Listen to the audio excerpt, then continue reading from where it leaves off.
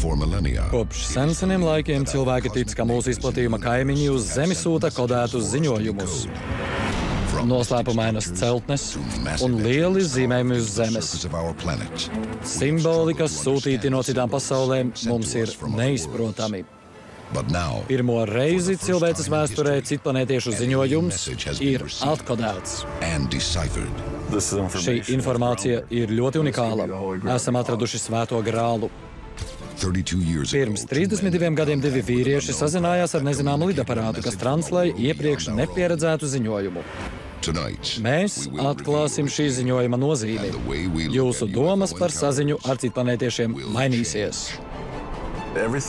Viss, ko cilvēki 70 gadus domāja par citplanētiešiem, var izrādīties nepatiesība.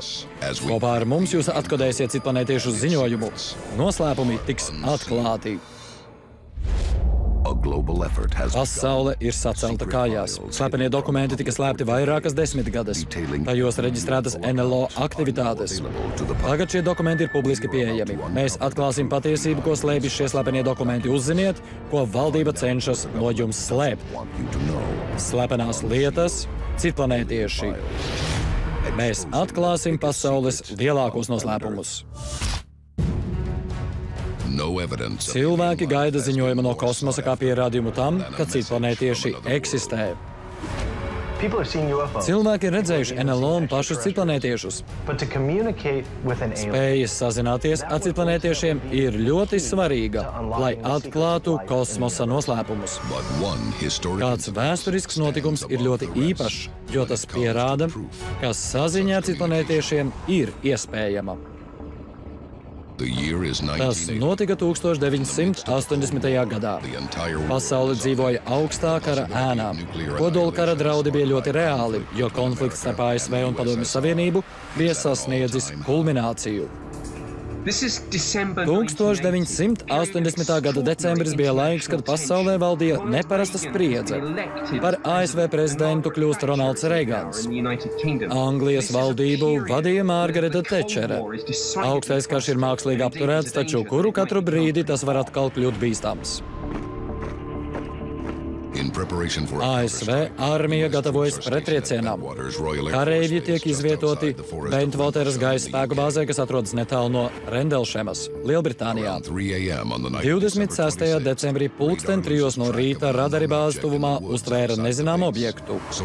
Kareivji virs meža pamanīja ko dīvainu. Bentvateras bāzes kareivji pamanīja nezināma lidaparāta gaismas. Radar ziņoja, ka tā ir nogāzta lidmašīna. Savādās gaismas pie bāzes redzēja pirmās klases pilots Džons Borovs un seržants Džims Penistons. Nekavējoties tika izveidotas komandas, kas mežu pārmeklēja. Vīrieši mežā neatrada nogāztu lidmašīnu. Kāpjot laukā no automašīnas, gaisā bija jūtama statiskā elektrība. Bija dīvaina sajūta. Mēs abi saskatījāmies un nodomājām, ka notiek kaut kas ļoti savāds. Vīrieši virs koku galotnēm pamanīja 3 stūrveidīgu lidaparātu, kas piezemējās. Gaiss bija elektrizēts. Mēs to jutām uz savas ādas. Es uzreiz sapratu, ka tā nav lidmašīnas avārija, bet gan nezināms lidojošs objekts. Seržants Penistons nekavējoties izvilka blociņu, lai pierakstītu ziņas par dīvaino lidaparātu. Lidaparāts bija 6 metrus plats un 2 metrus augsts. Uz tā sāniem atradās nesaprotami simboli. Ar ko šī reize bija atšķirīga no pārējiem redzētiem NLO? Ar to, ka šajā gadījumā citplanētiešu kuģis nolaidās uz Zemes. Džons Borovs un Džims Penistons piegāja lidaparātam ļoti tuvu. Objekts nosēdās nelielā meža izcirtumā. Džims Penistons apgalvo, ka atradās tik tuvu, ka spēja citplanētiešu kuģim pat pieskarties. Es ar roku pieskāros lidaparāta malai, uz kuras atradās simboli. Lidaparāta mala bija neizsakāmi gluda, bet burti pēc taustes līdzinājās smilšpapīram. Turpmākie notikumi mainīja vīriešu dzīves. Viens no visiem redzamajiem simboliem bija lielāks par citiem. Es nolēmu pieskarties tam. Kad es tam pieskāros, pēkšņi parādījās ļoti spoža gaisma. Es apžilbu un neko neredzēju. Tad pēkšņi ieraudzīju daudzas nulles un vieniniekus. Es tos redzēju savā prātā, nevis ar acīm. Vieninieki un nulles saglabājās Penistona atmiņā. Tas bija citplanētiešu kods. Es jūtu neizsakāmas bailes. Man izdevās atraut roku. Tad viss beidzās. Pēc tam lidaparāts sakustējās un vienā acu mirklī pazuda no skata. Turpinājumā abi vīrieši, kas mežā tikās ar citplanētiešu kuģi, atklāja šokējošu noslēpumu par to nakti piedzīvoto. Meklējot atbildes, tiek atrasta viena no visu laiku šokējošākajām liecībām par komunikāciju ar citplanētiešiem. Tas lido šo pusi, par to šaubu nav. Jūs skatāties raidījumu Slepenās lietas citplanētieši. Mēs atklāsim pasaules lielāko noslēpumu.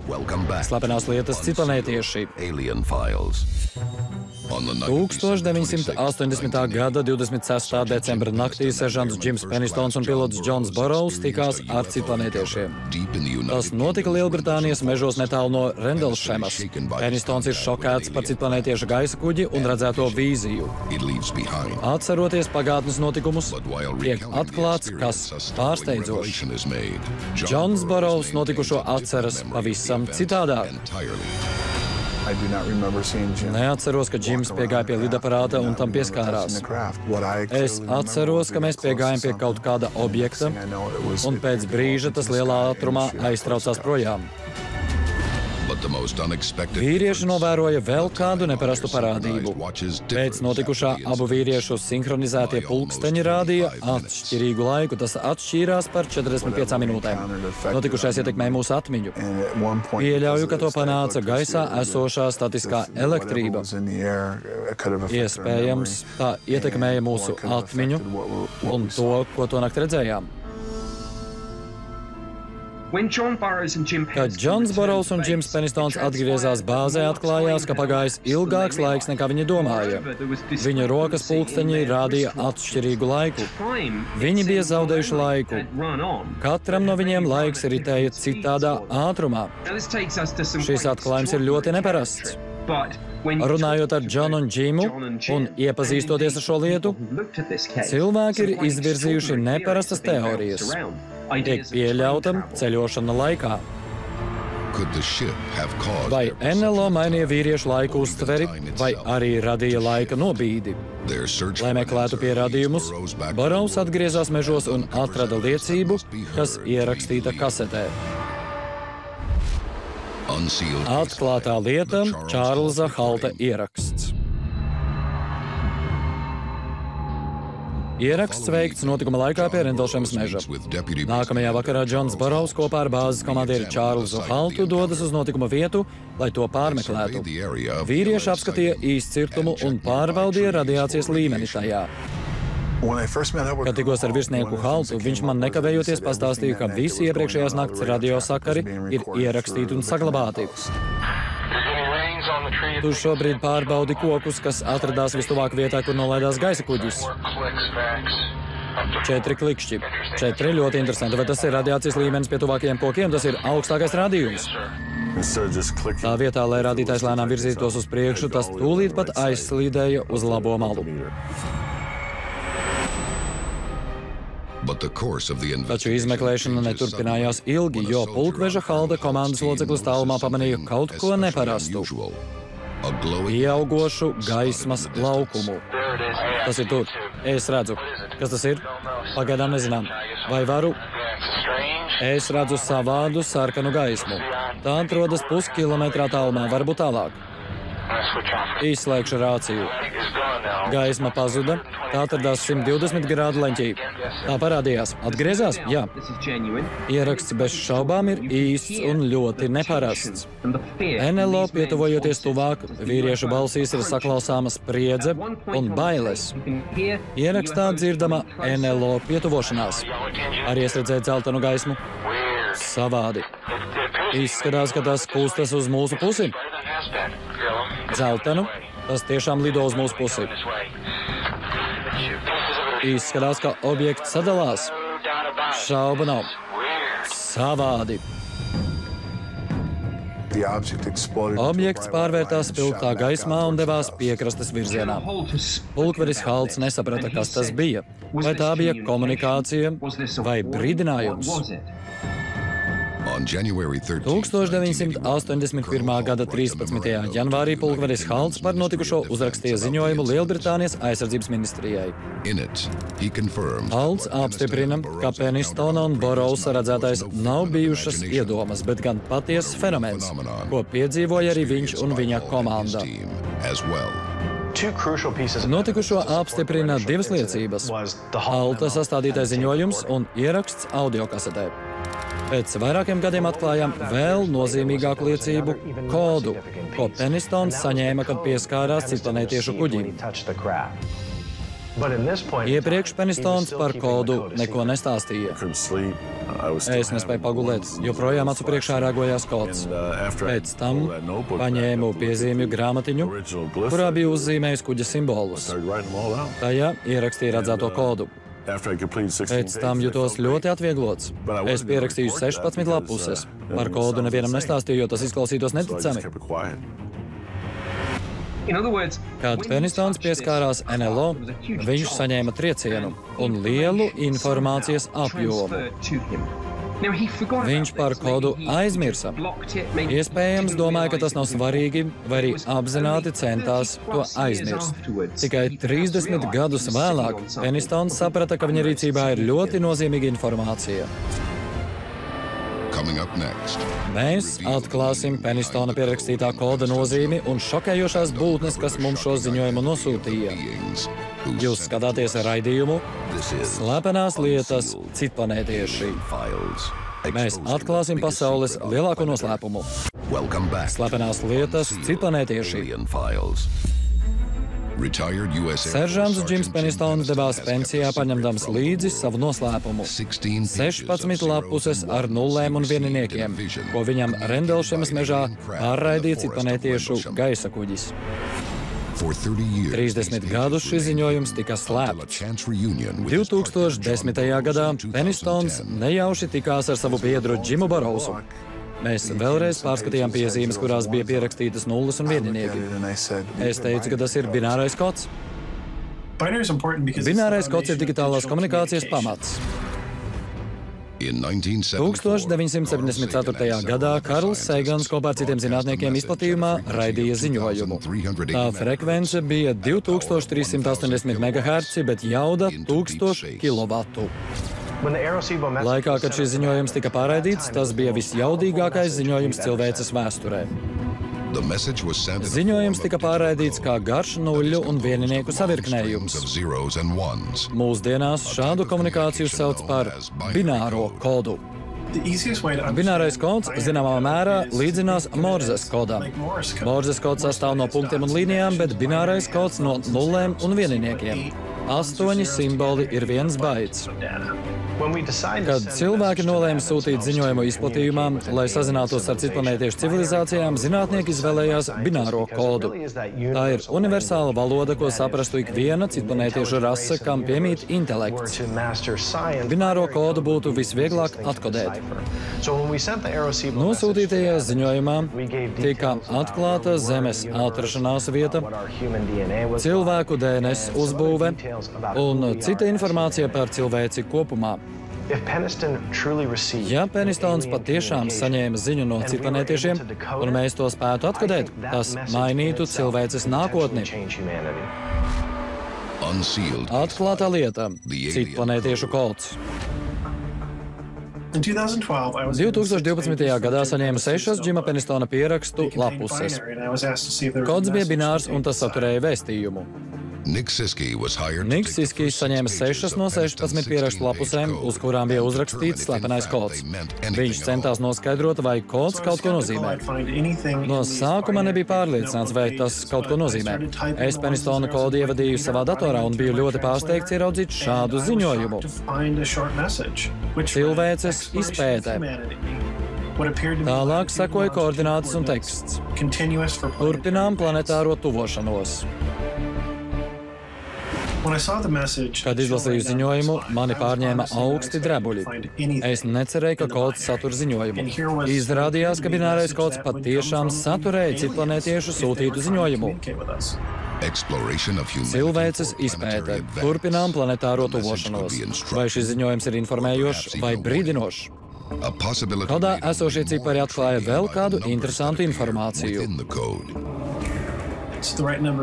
Mēs pārbaudījām koordinātas un atradām konkrētu vietu uz Zemes. Uzliekot uz kartes, koordinātas sakrita ar kādu ļoti negaidītu vietu netālu no Īrijas krastiem. Salu, ko agrāk sauca Haibrazīlija. Haibrazīliju mēdz devēt par ķeltu Atlantīdu. Tā ir zudusi sala un mītiska valsts, kur agrāk bijusi ļoti attīstīta civilizācija. Leģendas vēsta, ka Haibrazīlija ir bijusi ļoti bagāta un tehnoloģiski attīstīta civilizācija. Salas arhitektūrai bija raksturīgi zelta torņi un vareni kupoli. 1800. gados sala mistiskā kārtā pazuda no kartes.